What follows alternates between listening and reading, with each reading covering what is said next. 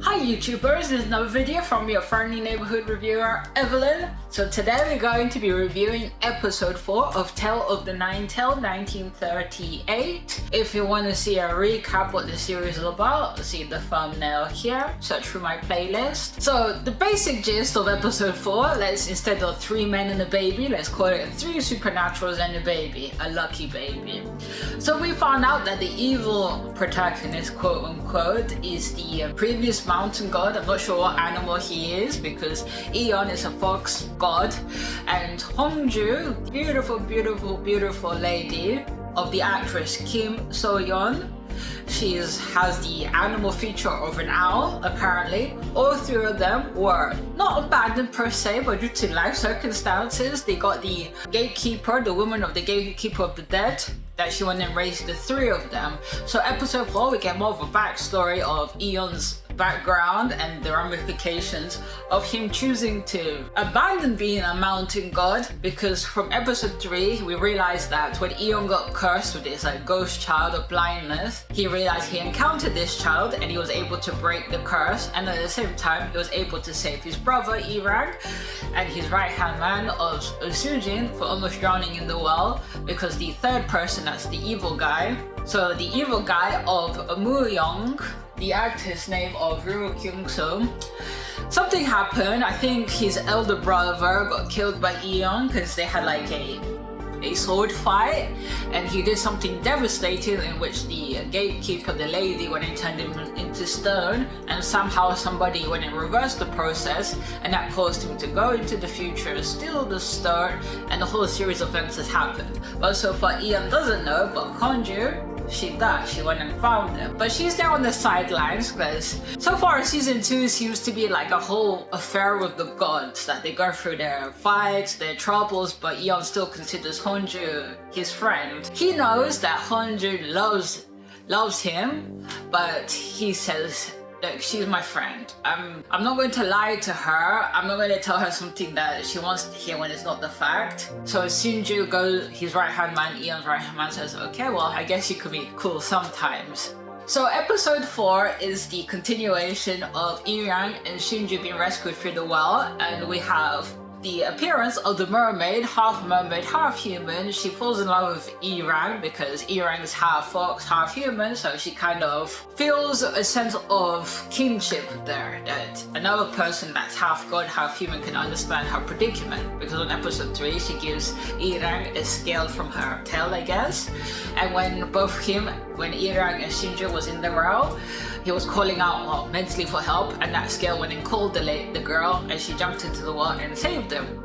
So episode 4 is basically Eon's really taking the joy of having this time to be with his younger brother and doing all the things that he regretted not doing in the original timeline, let's say. Like first dates, first crushes, dealing with responsibilities, and Irang and Shinju are having so glee with that. There's also another part in which Eon with Shinju and Irang are trying to find out what the guy in the red and white mask, which we know is the Moo-young, the other former mountain god, why does he want why is he stealing jewelry from different houses? So they intercept the next target before Moo-young, and they end up getting the jewelry box, and they end up finding out what he wanted, this supposed golden ruler in which he can revive the dead by measuring the body. But Eon finds out that just the golden ruler itself is not useful, but with the stone, that which was stolen in episode 1, they can go and revive the dead. So we end up finding out the ultimate thing, that Moo-young wants to resurrect his dead brother. It is understandable, and of course we have yet for Eon to find out who's the antagonist, the villain in this case. The funny bits from episode 4 is Irang goes on a date with the mermaid girl because he has to thank her for saving him, because apparently the law of exchange.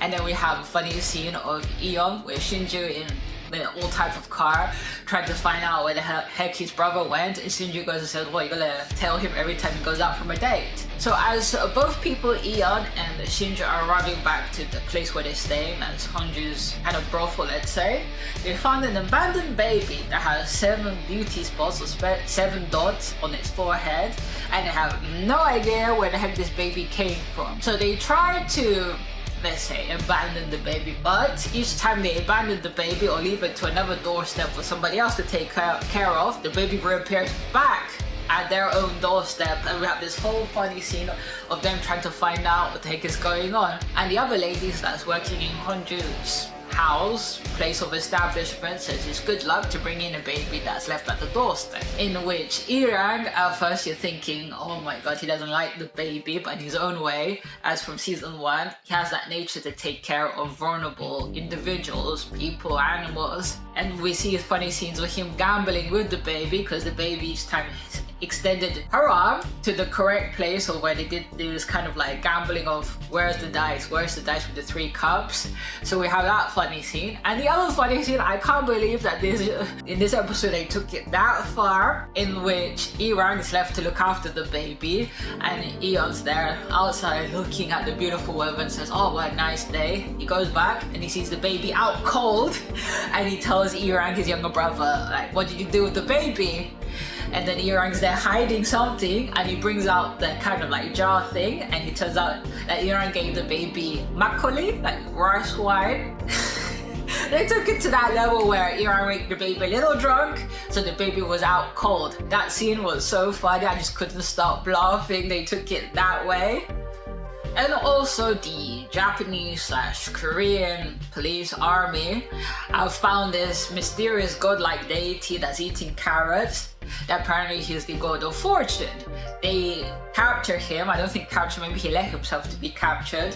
They ask him to, like, what can we do for you to help us to find gold? Because they say each time they go mining for gold, they're not finding this guy.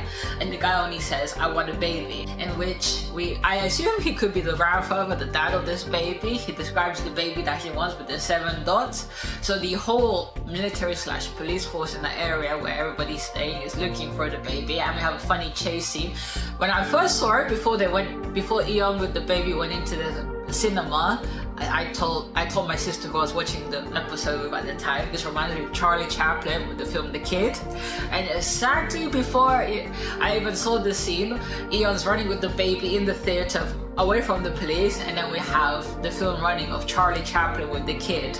Oh, I was like laughing my head off. This episode was so hilarious in so many other levels. And of course, Shinju, the right-hand man, the veterinarian, as you know, for season 1, ends up finding his wife. But of course, that's not his wife that he knows in his own timeline. I get the sense that the person with the wife's face was the body, and so I think I guarantee too, for it to make sense, she's going to end up getting shot, because apparently she's the Japanese, she's basically, I think, half Japanese, half Korean, and her family members also supernatural. I think she might end up dying, and then the real wife of Shinju end up possessing the body, and the timeline will go about. I don't know how this series is going to end, because there's a lot of time-wimey issues going on, not to quote Doctor Who here. So it'll be very interesting how the series ends, and would they end up closing off certain plot holes, certain things, but I don't know. So at the end of the episode, everybody's happy with the baby, they're like smiling, blowing bubbles, and then the police force ends up arriving where the baby is, and they end up having a fight, all of them. So that's the end. But the most important scene, Honju ends up trying to investigate why her Eon that she knows seems so different. She ends up getting information that Eon is an opium addict, so she tries to see whether he reacts to her smoking opium, in which that doesn't happen. So she gets more information that Eon has, in the past, with the long hair, has traveled to another city in Korea, and she ends up following him, and she ends up finding out that there's 2 Eons, one that's currently there in the past, and I guess she's probably put 1 and 1 together, that the Eon that she sees with the short hair is from the future, but I'm not seeing how she makes these connections. But the only thing she knows, there's 2 Eons, and she is going to find out like what the heck is going on, because she also says that the other guy, the bad guy, Young, is very different than the one that she knew. So I think it should be the catalyst to either make things better or make things worse. Anyway, this is the end of the video. A very funny episode 4. This is like season 2 is in stark contrast from season 1 because the character of Lee Dong-wook, he goes and says since he has no girl to protect, no first love, no true love, he's even more deadly. So he's gonna like probably power up to times 100 whatever powers he may have. So as I leave you always, stay safe. Any new viewers, really appreciate we can hit the subscribe button.